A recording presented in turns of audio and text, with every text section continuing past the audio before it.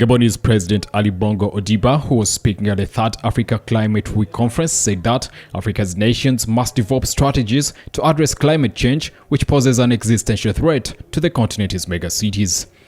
He said African officials and experts should sharpen the positions they will present at the 27th Annual United Nations Climate Conference in Egypt in November. The Third African Climate Meeting is bringing together more than 1,000 government officials and stakeholders in Gabon's capital, Libreville. These are working to form African regional climate responses.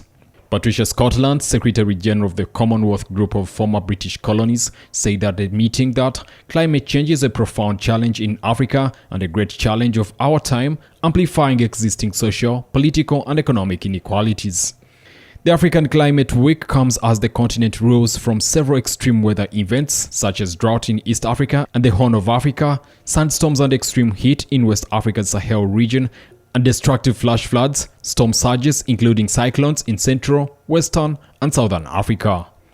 Egypt's Foreign Minister Sameh Shoukry, who will host the upcoming UN conference, said that promises made to African countries to help them fight climate change have not been fulfilled. Shoukry said the international community is lagging behind in mitigation, adaptation and finance. Several pledges on mitigation and adaptation finance celebrated in Glasgow are yet to be delivered. Into a letter seen by Reuters news agency, Libya could have a new special envoy by the end of today. UN Secretary General Antonio Guterres plans to appoint a former Senegalese minister to lead efforts towards peace in Libya. If the 15-member UN Secretary Council approves the appointment by consensus, Abdoulaye Bathily could take up the position immediately.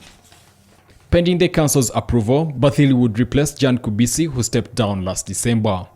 Libya's had little peace since the 2011 NATO-backed uprising that ousted long-term autocrat Muammar Gaddafi, splitting the nation in 2014 between rival Eastern and Western factions and dragging in regional powers. Libyan oil output, a prize for the warring groups, has repeatedly been shut off.